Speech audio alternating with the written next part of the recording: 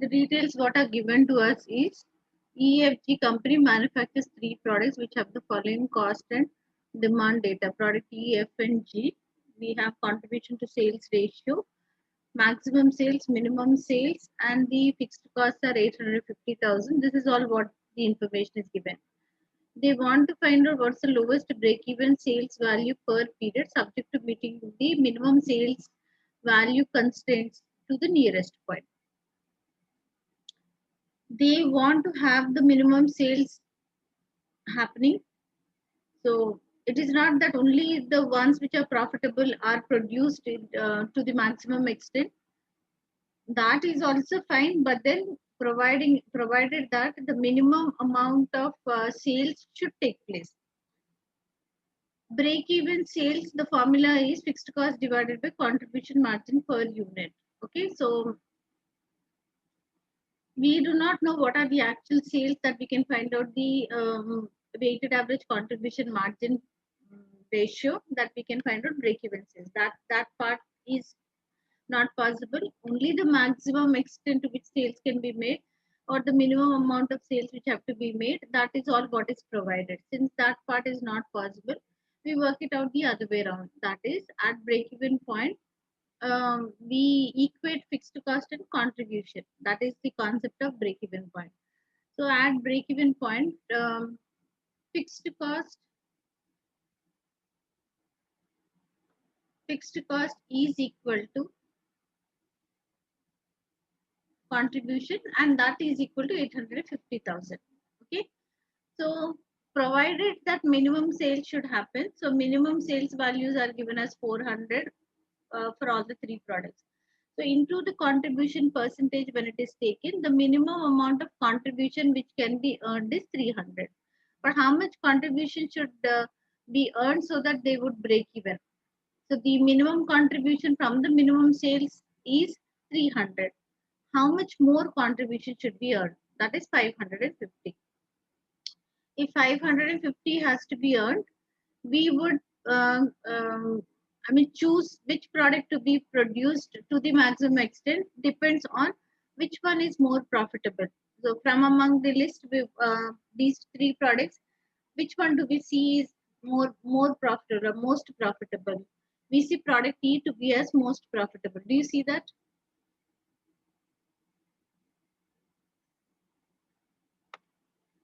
Am I audible? No response. Please respond. Am I audible?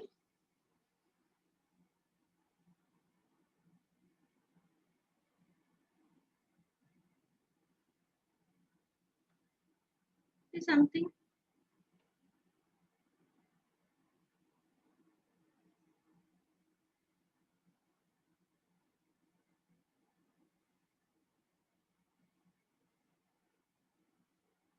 So many are there. No, any one of you please respond. No, am I audible? I think I'm not audible.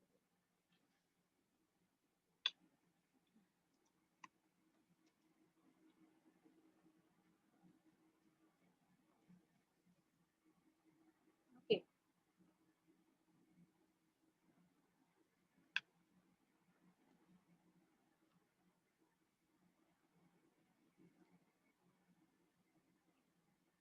So the minimum contribution which is earned from the minimum sales is 300. So how much more contribution should be earned? 550. If that additional 550 is also earned, then we see that the total contribution is equal to fixed cost of 850,000, and that is the point where the break even happens. How do we do that?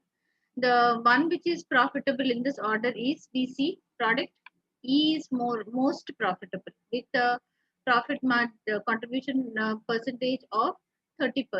So 30% is the contribution margin. Considering that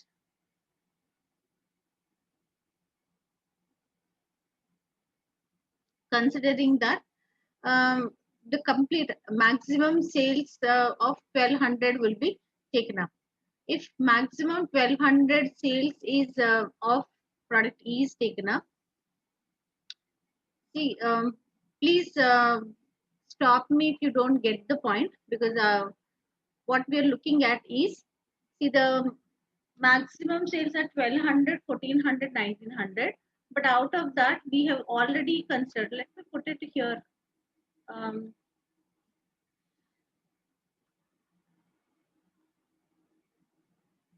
how do I 1200, 1400, 1900 are the maximum sales. Minimum sales are 400, 400, 400. So 400 is already considered here. So another possibility of 800 units can be tested for product T. 1000 units can be tested for product F. Then the balance of 1500 units can be tested for product G. We want to pull up a contribution of 550. So 550 contribution will be pulled up by the products which are most profitable. First in the order, it is product E. So contribution by product E.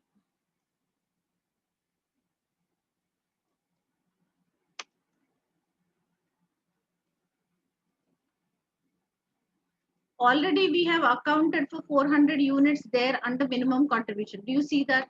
Product T 400 units are already counted here. So out of 1200, if 400 are already counted, so we need to take care of only the balance of the balance of the 800 units. So 400 are already accounted for.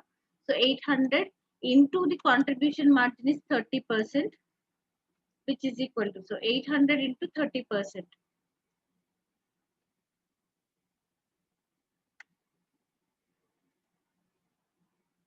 So that gives 240. So how much more is remaining? If 240 is deducted from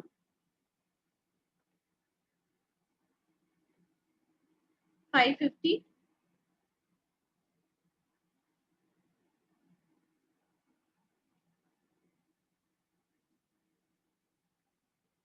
if 240 is deducted from 550, 310 is there.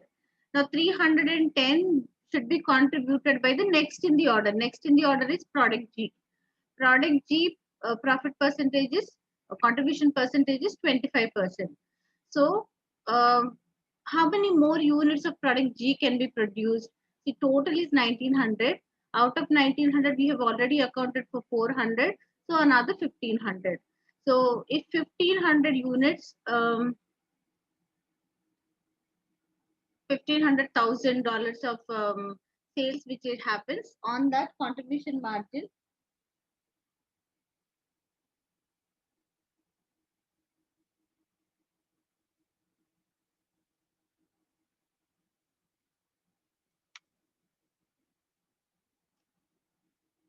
product G.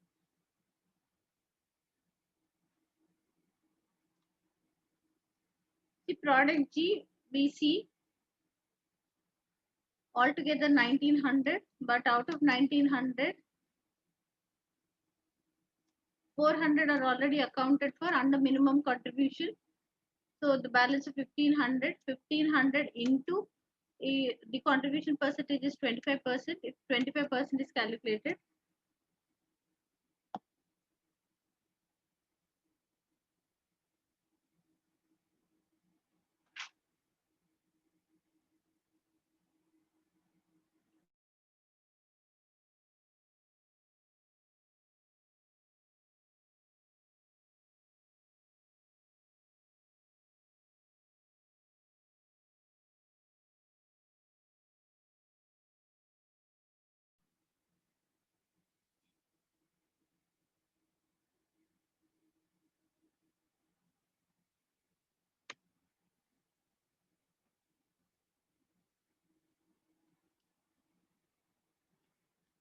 so that contribution is 375. But how much more is required? Only 310 is required, not 375.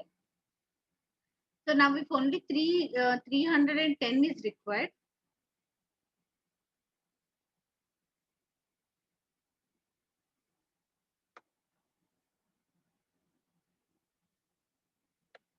I'm moving it aside. Only 310 is required, not 375. So we will have to now decide how much, how much of sales should happen so that 310 contribution can be given. So if the contribution percentage is 25, at the rate of 25, 25% on some X amount of sales, that should be equal to 310. So the sales that should happen,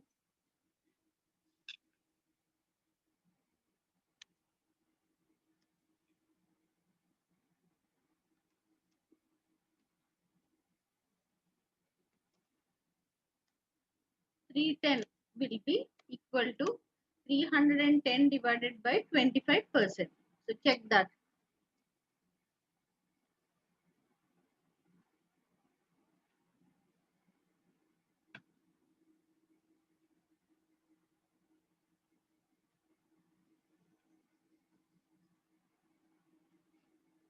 So it is 1240. Sales of 1240.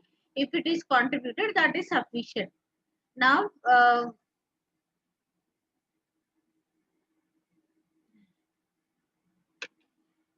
the lowest break-even sales value per period. So here we see the total sales value of 1200 200 of product E, then 1240 plus 400 of product G plus 400 of product F. So sales value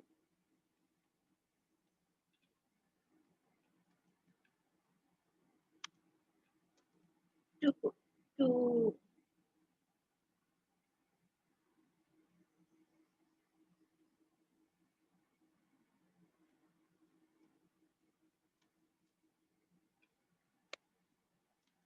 total of 850,000 contribution.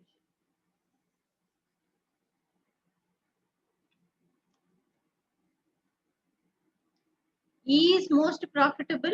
So product E, we see that complete amount. Here it is, we see that it is 800 here, 400 here. So 400 plus 800 is 1200. So 1200 here. Then F we have not touched anything. The minimum amount of 400 only is taken here. So F would be only 400.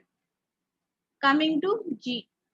G already 400 is there under minimum, but now additional it is 1240. So let's put this one is equal to 1240 plus 400 gives us,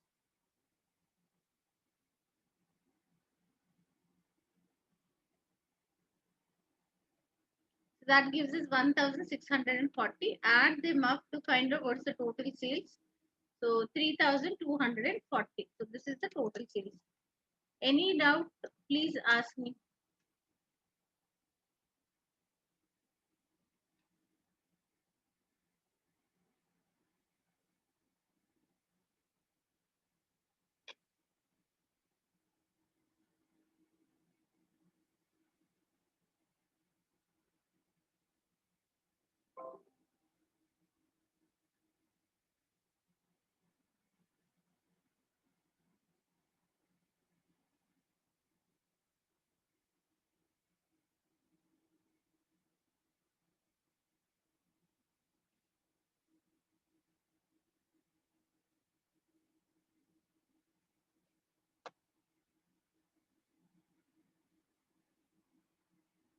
The rest of the questions you can work it out. Margin of safety, then annual sales that are needed to break even is closest to. So this part, these questions you can work it out. If you still do not get anything, in the coming days you can clarify your doubts. We will go to the next topic,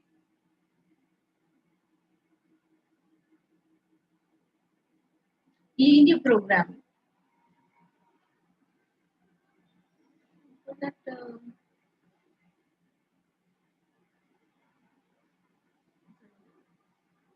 the next topic what we have is linear programming.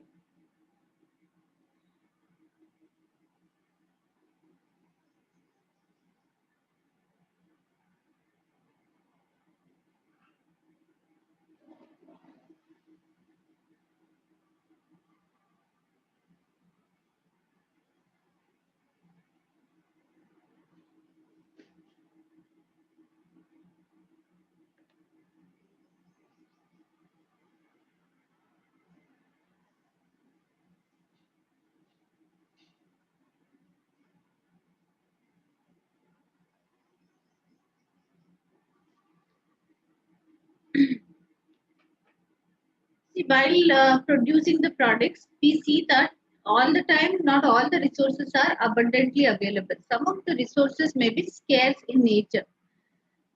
There is a constraint in terms of availability of these resources. When the resources are not abundantly available, definitely that will have an impact on whatever is their production plan.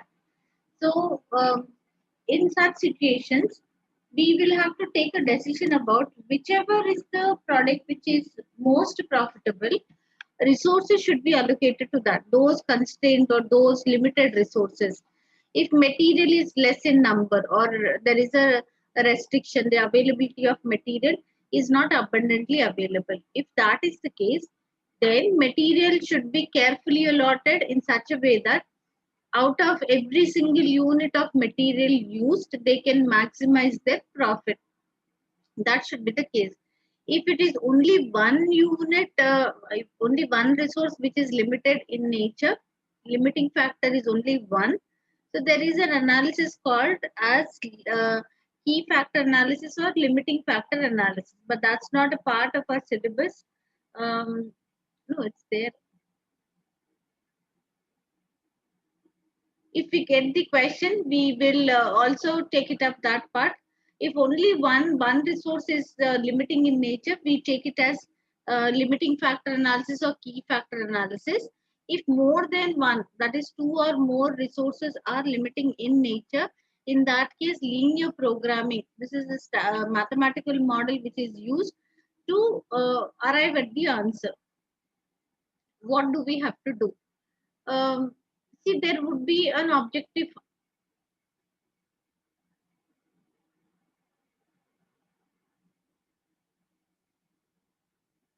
Huh.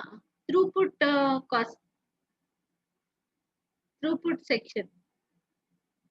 You mean to say?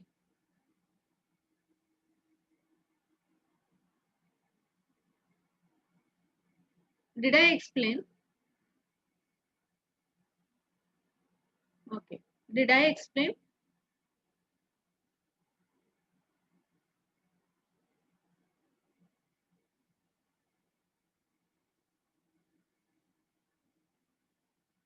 Okay.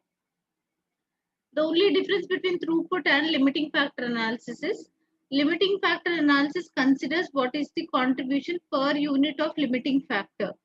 Contribution is sales minus variable cost. The same is the concept under throughput analysis also. But throughput analysis talks about sales minus material. Material is the only variable cost which is taken. Material will be only the variable cost. Labor and overhead costs are not considered as labor or as variable costs. They are considered as operating expenses or fixed in nature. So they are taken under technically speaking, all these papers are connected to each other. So the depth in which the questions are discussed under BA2, then we have so now P1 you're learning some topics. These topics, most of them will repeat in P2 also. Of course, P3 is a different thing. P2 it will be an extension of this.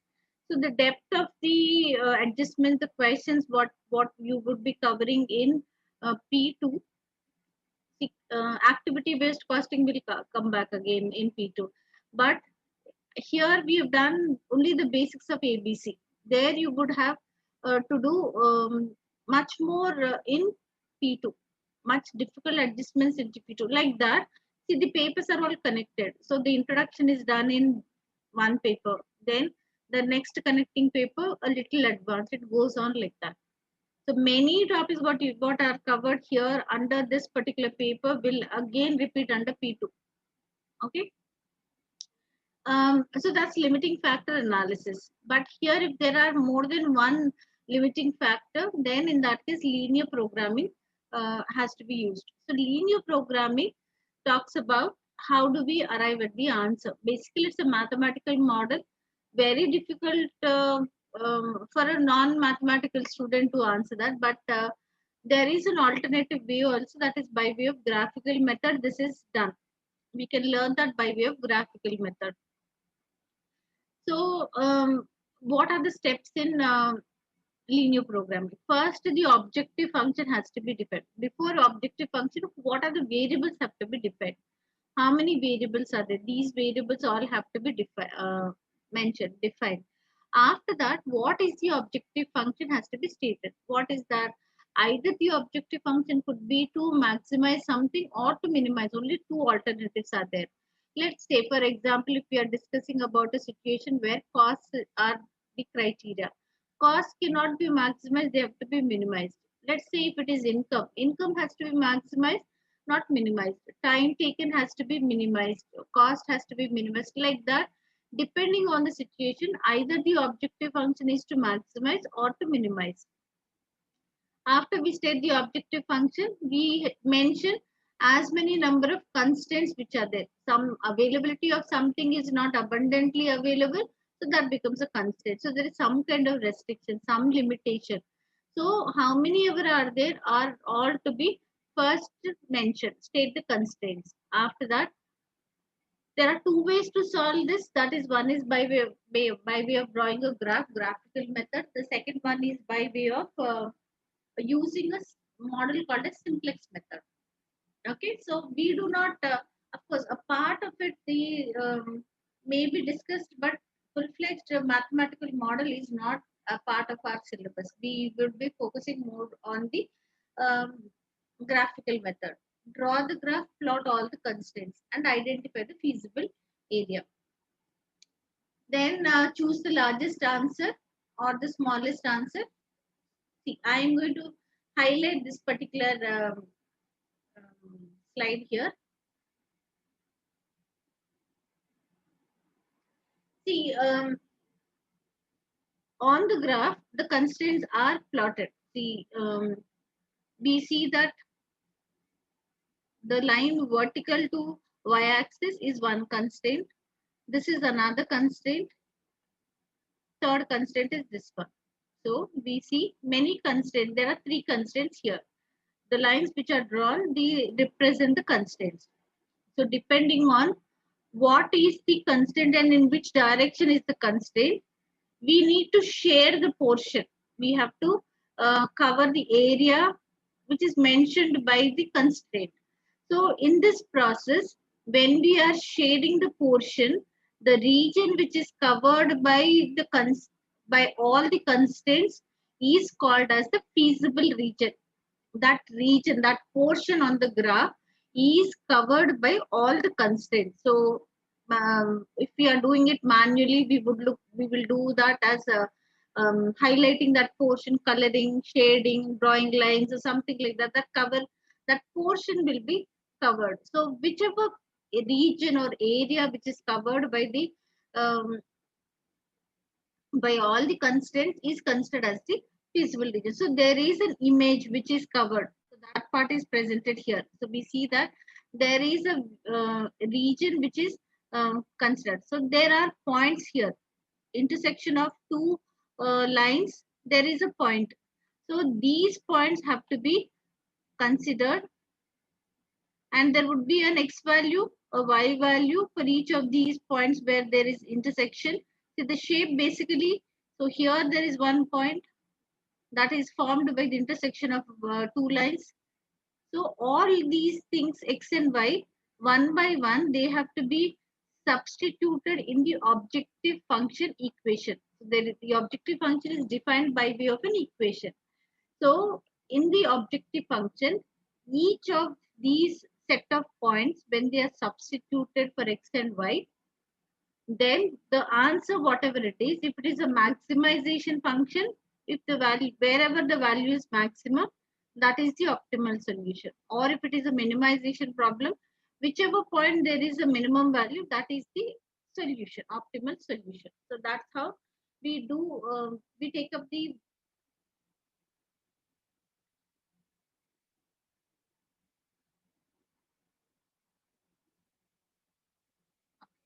that's how we take it up to answer the graphical solution. We will be looking into that.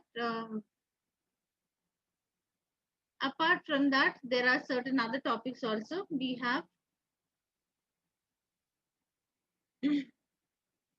there are two concepts which are mentioned. One is slack, one is surplus.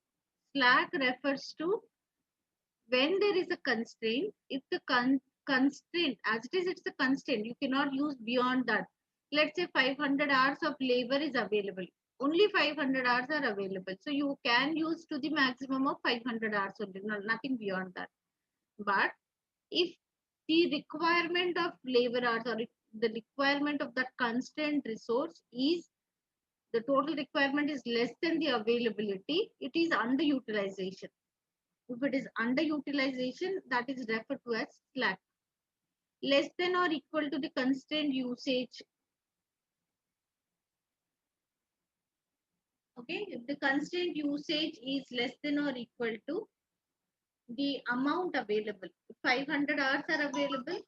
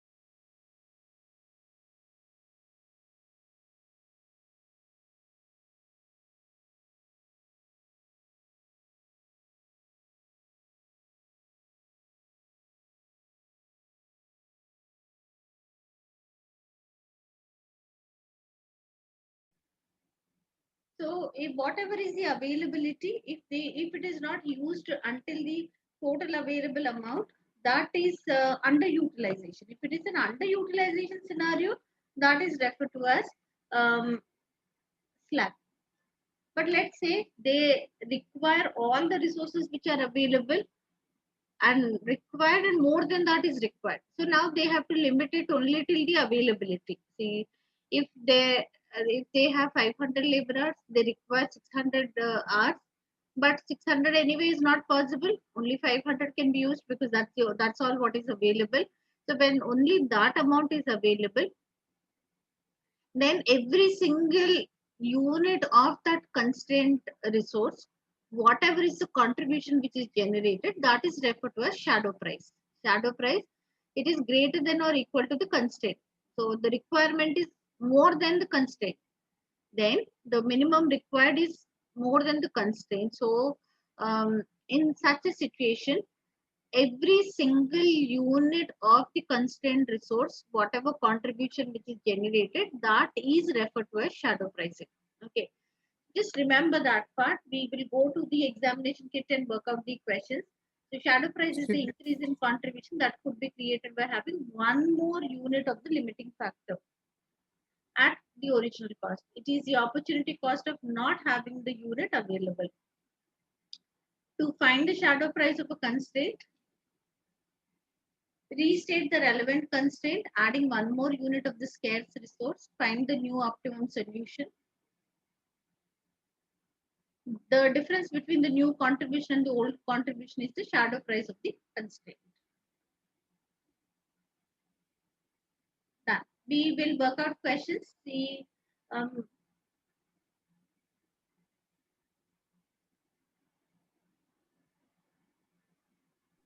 Ma'am, excuse me, ma'am. Yes, Can you like maybe repeat the concept of shadow price once again? just definitely. Shadow price concept. Yes, yes, yes. I said yes. Yes. Shadow price is so the decision criteria in case of limiting factor is every single unit of the constraint resource. How what is the contribution which is generated? So that is the deciding factor. So the same concept here, when the resources available are limited in nature, but the requirement is more than that, okay, when they require more than that, then the decision criteria would turn towards every single unit of the constrained resource, whatever is the amount of contribution generated, that is referred to as shadow price. Okay, the concept is explained here.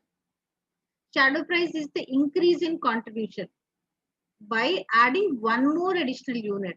So one unit of the constrained resource, if it is used, by using one resource, one unit of constraint, how much contribution, the increase in contribution, the additional contribution which is generated is shadow price. Shadow price is the increase in contribution. Increase in contribution that could be created by having one more unit. Okay. We have questions also, numerical questions, so we will take up those numerical questions, and it will be better. The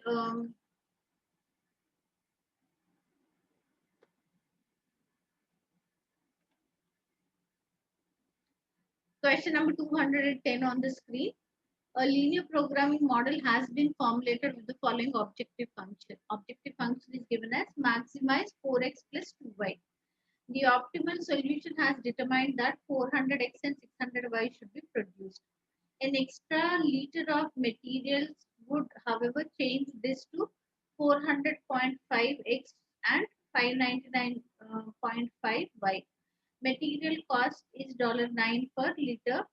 To the nearest dollar, the shadow price per liter for material in dollars is.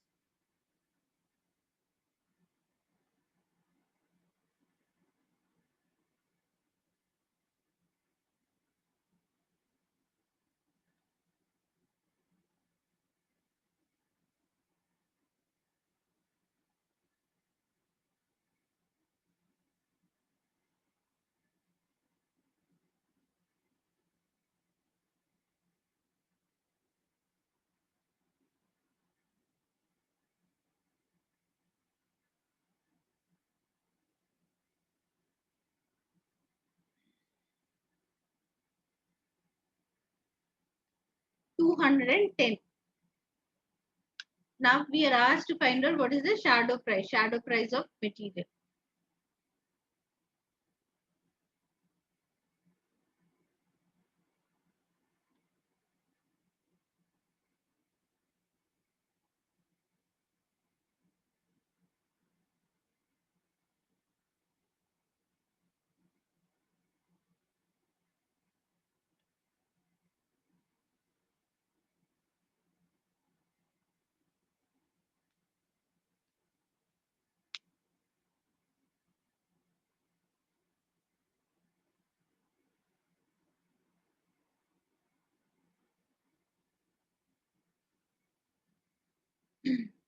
The optimal solution has determined that 400 units of X and 600 units of Y should be produced.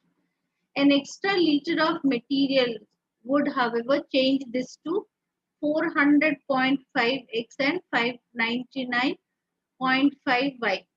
Materials cost $9 per liter. So the shadow price,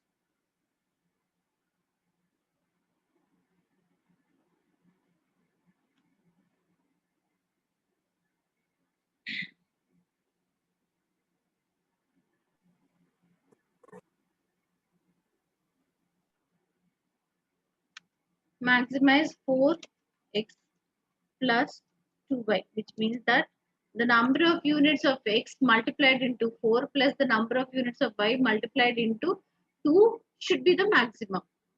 So the first thing is the optimal solution was already decided, which is 400 units of X and then 600 units of Y. So in that case, let's find out what is the amount of the contribution. See the contribution by taking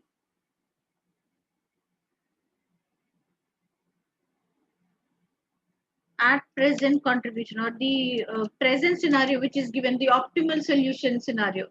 At present, we see that the contribution would be 400 units into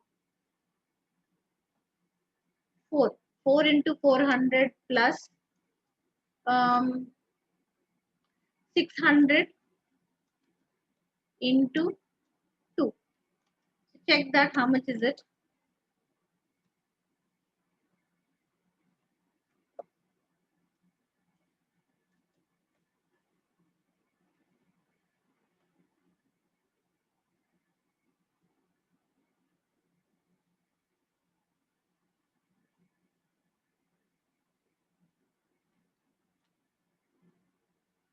But now there is a proposal that an extra liter of material will change the contribution, will change the number of units to 400.5 units of X, 599.5 units of material Y.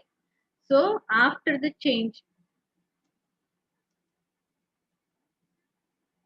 contribution would be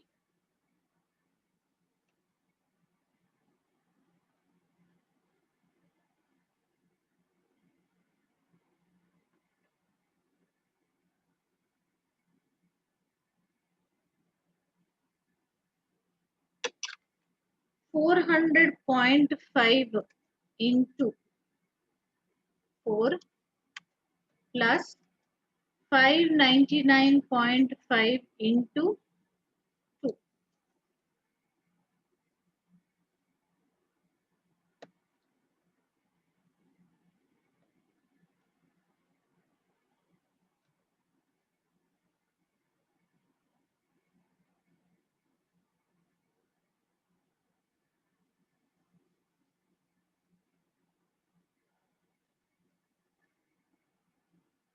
So the change in contribution on account of one more additional unit of the constraint, by adding an extra liter of material, which is a constraint, by adding one extra liter of material, the change took place as instead of 400 units of X, it became 400.5 units of X.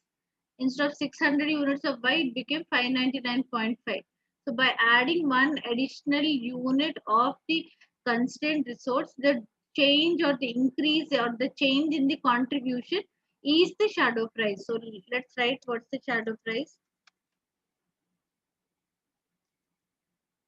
Shadow price is equal to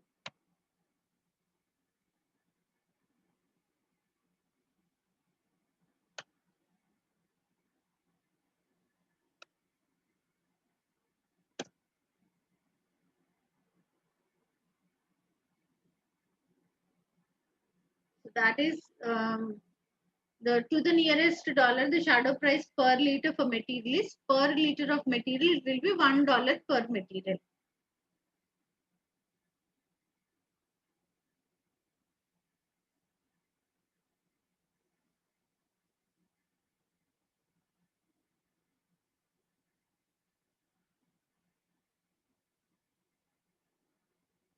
Two 11 talks about margin of safety. You can do that one.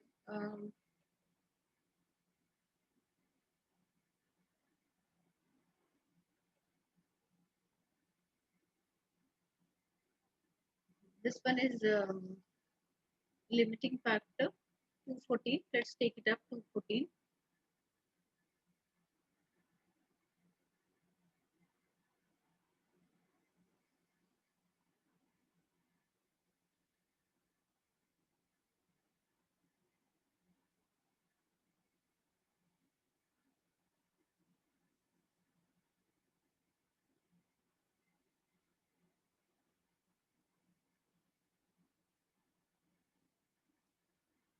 A company manufactures two products with the following details. We have selling price for two products, Ultra and Maxi. Material cost is at the rate of 4 per kg, 16 and 12.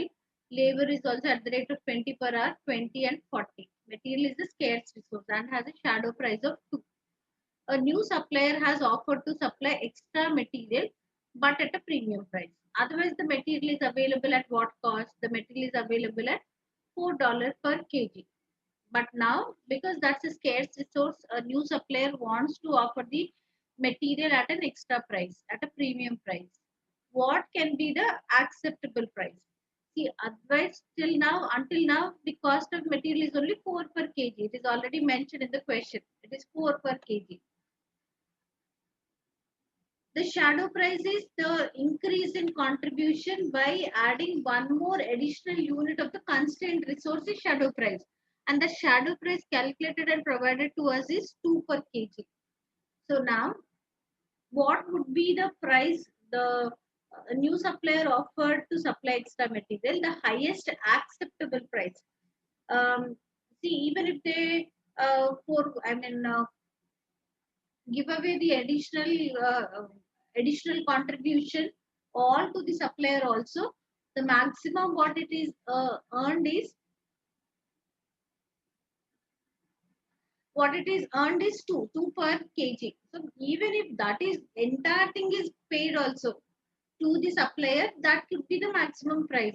Already anyway the material cost is 4. 4 is now not accepted by the supplier. So supplier wants to offer it at a higher price. So greater than 4. So greater than 4, what should be the price?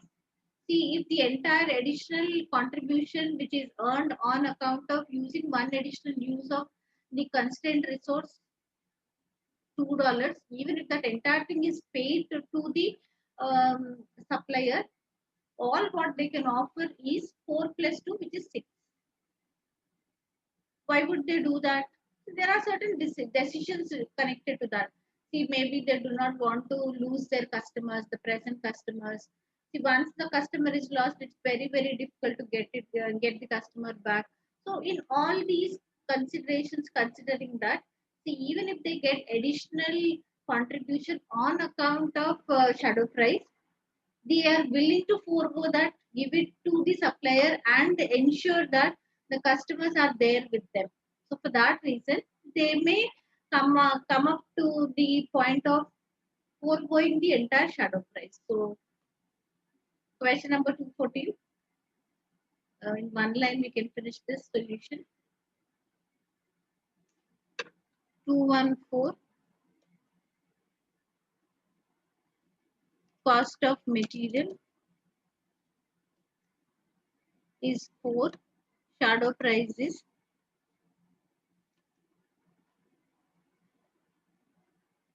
2.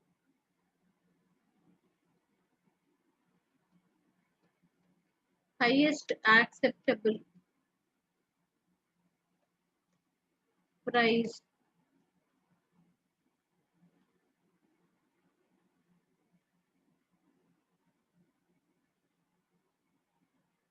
is equal to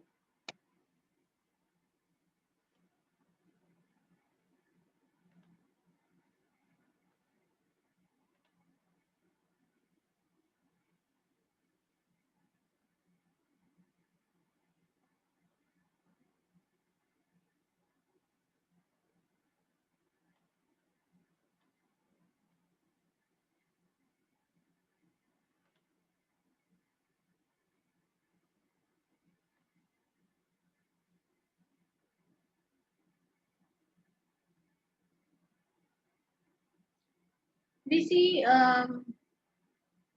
question number 215. An organization has the following contribution function. Contribution is equal to 12A plus 8B, where A is equal to number of units of product A, B is product B, units of product B. A graph has identified that the optimal production plan exists at the point where the following two constraints cross. That is, material X is given by a constraint A plus 2B is less than or equal to 8,000. Material Y is given by a constraint called as 2A plus B is less than or equal to 13,000. there is a maximum demand of 10,000 units of each product. How many units of product A are produced in order to maximize contribution? So what we can do is uh, take these two constants to arrive at the solution.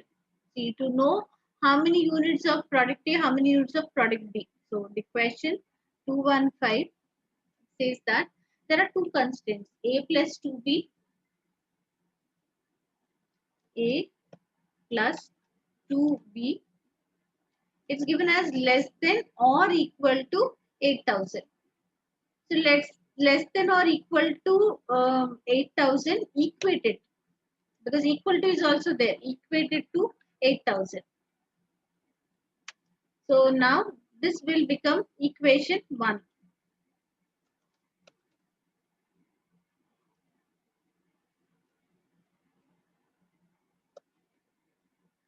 The second constraint is given as 2A plus B is less than or equal to, but then we are just taking it as equal to 13,000. If we take this one, this would become equation 2. You know how to solve simultaneous equations. I'm assuming you know how to answer simultaneous equation.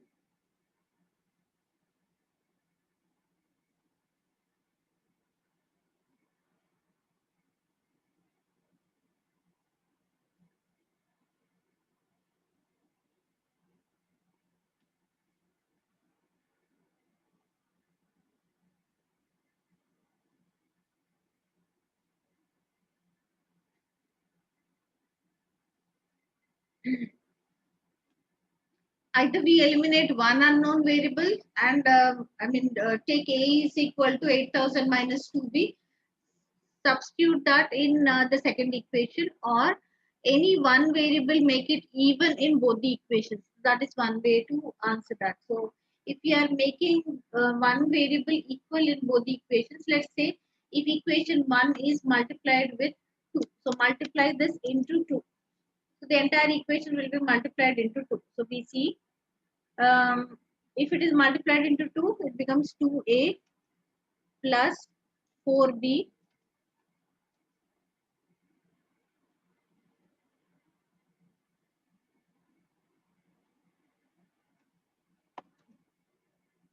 is equal to 2 8s are 16,000. So this is equation 1. Then the second equation as it is, take it.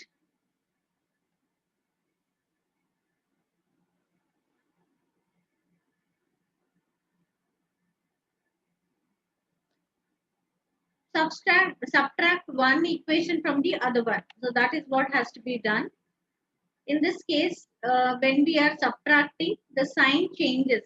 You know that part. So from 2A minus 2A, 2A gets cancelled. From 4B minus B, the signs change here. So minus B, so we have 3B. From 16,000, 13,000 is deducted, so we would have 3,000.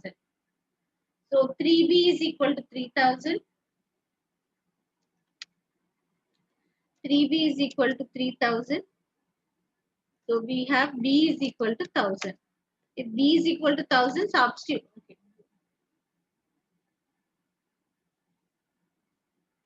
B is equal to 1,000. If B is equal to 1,000, substitute B in any of the equations and then arrive at the answer. So A plus 2B, A is equal to 8,000 minus, we have 2 into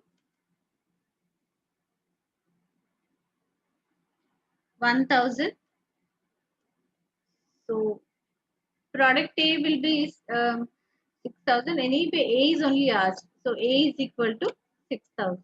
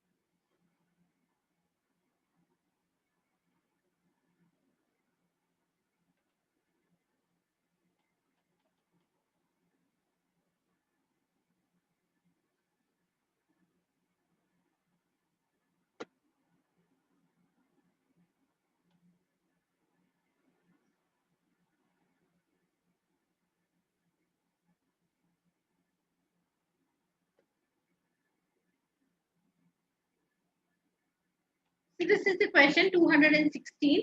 An organization is preparing a linear programming model. Its production process needs two types of labor, unskilled and unskilled. There are only 4,000 hours of each available. Usage per unit of the two types of labor for the organization's two products is as follows. Skilled labor, unskilled labor. Product A is 5 hours of skilled labor, 5 hours of unskilled labor. Product B is 1 hour of skilled labor, 1 hour of unskilled labor. In the linear programming model, X will be used to represent the number of units of product A and produced, and Y product B. Which of the following represents the correct constraint for unskilled labor? So unskilled labor, we see 5 hours of A is represented by X. So A in place of A, it should be X. So 5X, then 1 Y, that part. How many hours of skilled and unskilled hours? It says that there are two types of labor, skilled and unskilled labor. There are only 4,000 hours of each available. So maximum availability is 4,000. So it can be used equal to 4,000 or less than 4,000, but not beyond that, because that's a constraint. In that situation, which one is the correct answer? Which one would be framed as the right constraint? So when we are looking into that,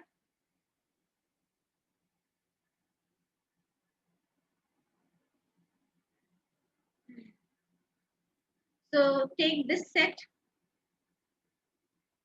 5 is x, 1 is y, 5x plus 1y should be less than or equal to 4,000. So this is the answer. So answer A, option A is the correct answer.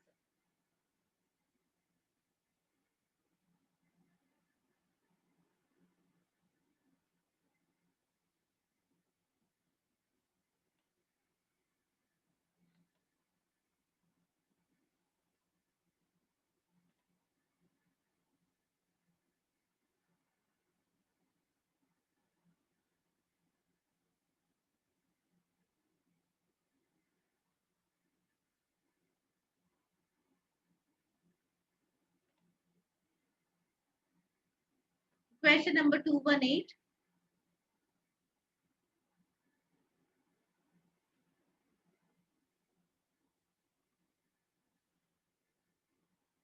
E Limited manufactures 4 products from different quantities of the same material, which is in short supply. Material is in short supply. The following budgeted data relates to the products. We have selling price of E1, 2, 3, and 4. Material cost is there, conversion cost is there, and the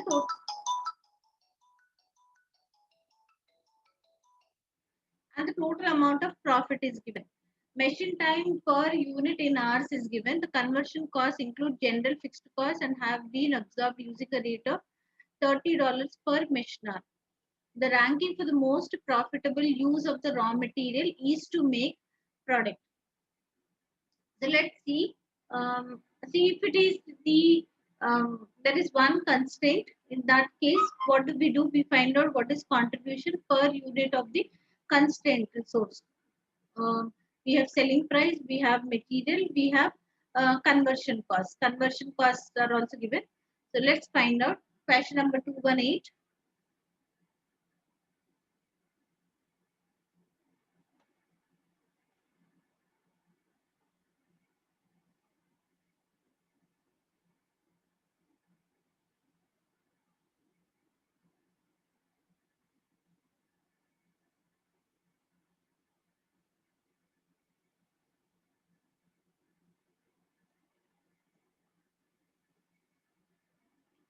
The conversion costs include general fixed costs. So uh, point here is we need to find out what is contribution. Contribution would be selling price minus material minus any other variable cost.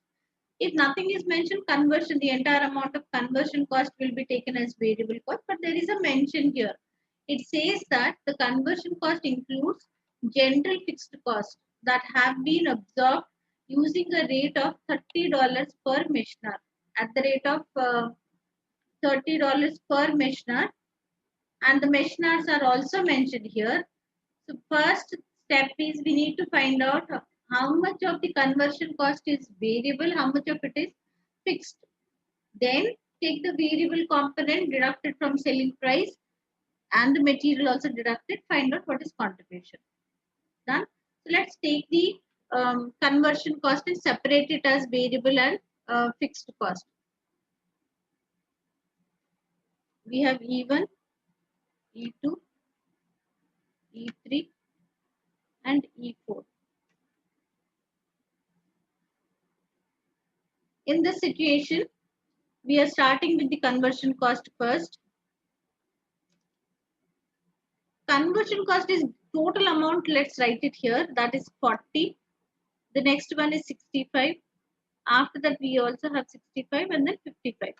A portion of it is fixed. So let's see what is fixed conversion cost.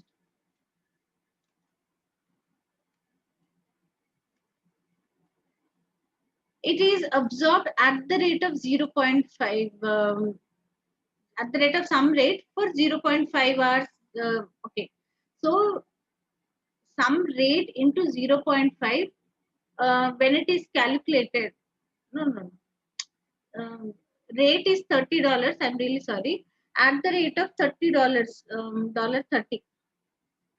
At the rate of $30 per hour, if it is calculated, the cost has come out to be as whatever is given.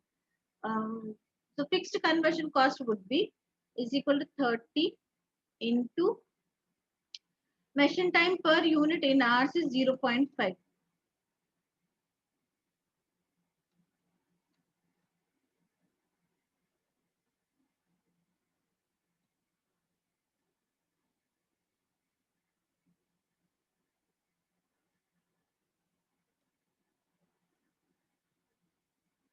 So this is fixed part. The balance of it will be variable conversion cost.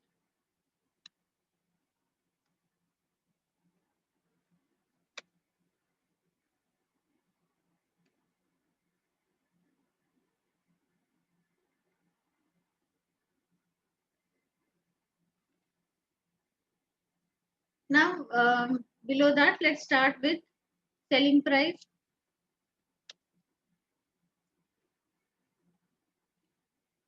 $24, $33, $41, and $30. Then write what is the material cost. Material cost is, what did I write? This is material, no?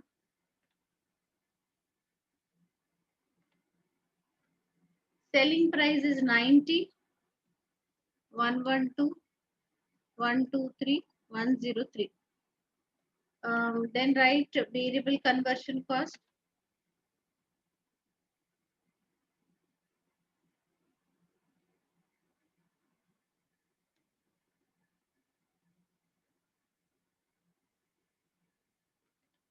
Find out what is contribution.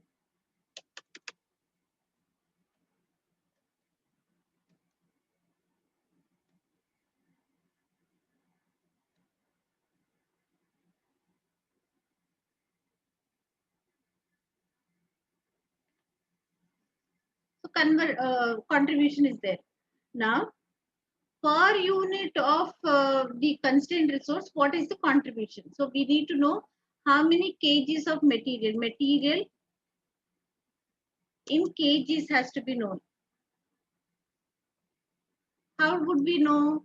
See, if it is at the rate of 6, when it is calculated, the cost has come out to be 24. So it's equal to 24 divided by 6 talks about what is the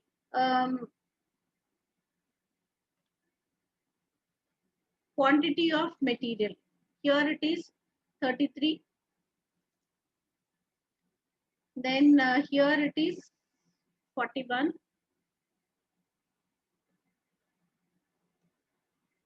Then in this case it is 30.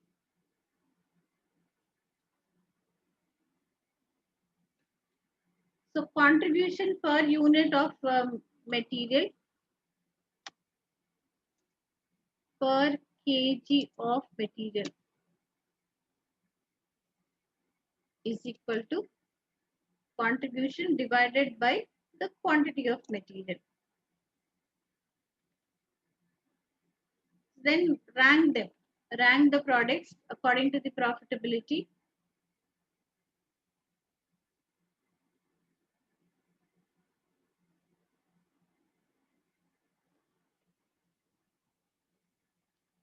First in the rank is E1.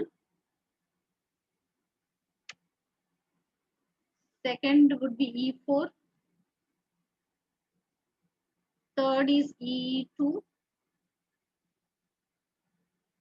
And fourth is E4.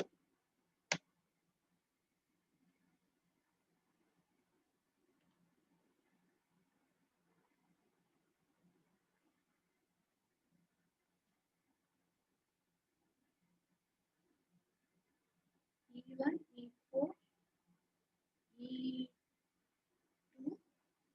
and E. Option A. Okay, 5:35. Let's continue tomorrow. Tomorrow you are there, no? Tomorrow you're coming. We'll continue tomorrow. And Friday's thing, Yes, ma'am. yeah, Friday's thing I do not know still. I will let you know whether it is Saturday or Sunday. Tomorrow I'll let you.